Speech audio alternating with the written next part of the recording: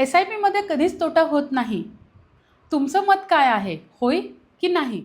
तर SIP ही काही गुंतवणूक नाही आहे. तर SIP ही म्युच्युअल फंडमध्ये गुंतवणूक करण्याची एक सोपी पद्धत आहे. Systematic investment plan.